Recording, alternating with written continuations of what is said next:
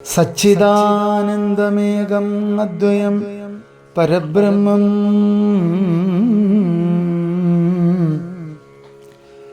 നിശ്ചലം സർവോപാധി നിർമുക്തം സത്താമാത്രം.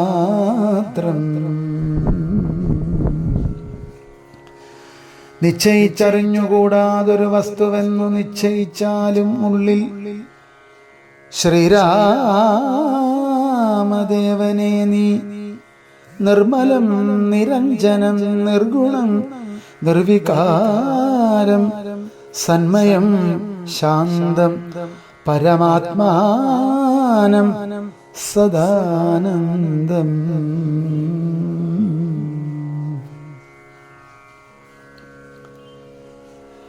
ജന്മനാശാദികളില്ലാതൊരു വസ്തു പരബ്രഹ്മം ഈ ശ്രീരാമനെന്നറിഞ്ഞുകൊണ്ടാലും നീ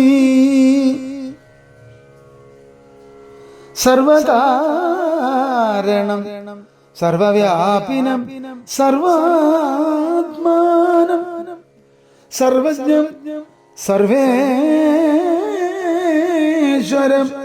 സർവസാക്ഷിണം നിത്യം സർവദാ സർവാധാരം സർവദേവതാമയം നിർവികാരാത്മാ രാമദേവൻ എന്നറിഞ്ഞാലും എന്നുടെ തത്വം ഇനി ചൊല്ലിയിടാമുള്ളവണ്ണം നിന്നോടു ഞാൻ താൻ ഹരേ.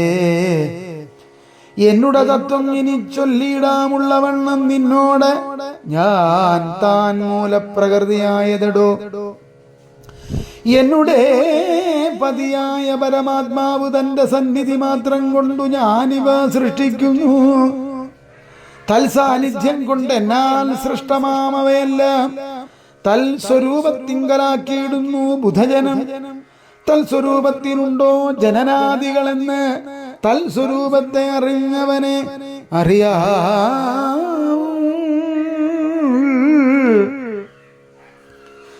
ഭൂമിയിൽ ദിനകരവംശത്തിൽ അയോധ്യയിൽ രാമനായി സർവേശ്വരൻ താൻ വന്നു പിറന്നതും ആമിഷഭോജികളെ വധിപ്പാനായിക്കൊണ്ട് വിശ്വാമിത്രനോടും കൂടെ എഴുന്നള്ളിയ കാലം ക്രുദ്ധയായടുത്തൊരു ദുഷ്ടയാം താടകയെ പദ്ധതി മധ്യേ കൊന്നു സത്വരം സിദ്ധാശ്രമം ബദ്ധമോദേന ബുക്ക് യാഗരക്ഷയും ചെയ്തു.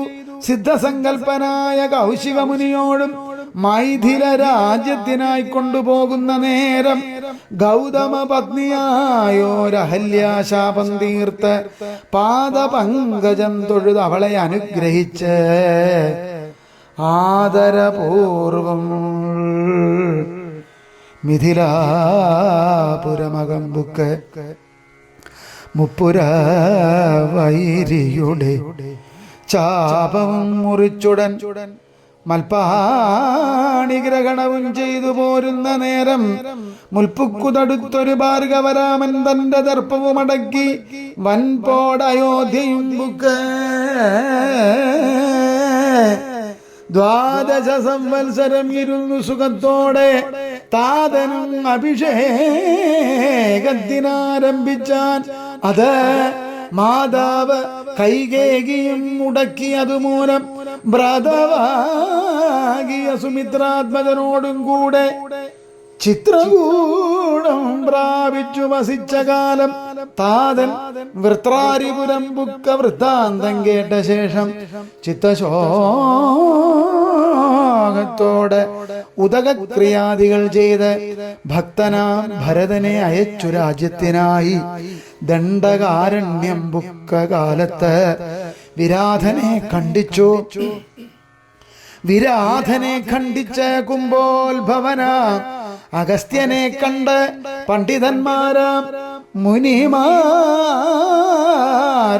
സത്യം ചെയ്തു. ദണ്ഡമെന്നിയേ രക്ഷോ വംശത്തെ ഒടുക്കുവാൻ പുക്കിതു പഞ്ചവടി തത്രവാണിയിടും കാലം പുഷ്കര ശരപരവശയായി വന്നാളല്ലോ. രക്ഷോനായകനുടെ സോദരി ശൂർപ്പണഖ ലക്ഷ്മണൻ അവളുടെ നാസികാഛേദം ചെയ്തു. ഉന്നതനായ ഖരൻ കോപിച്ചു യുദ്ധത്തിനായി വന്നിതു. 14 സഹസ്രം പടയോടും കൊന്നിതു 3.25 നാഴിക കൊണ്ടു തന്നെ. പിന്നെ ശൂർപ്പണഖ പോയി രാവണനോട് ചൊന്നാൾ,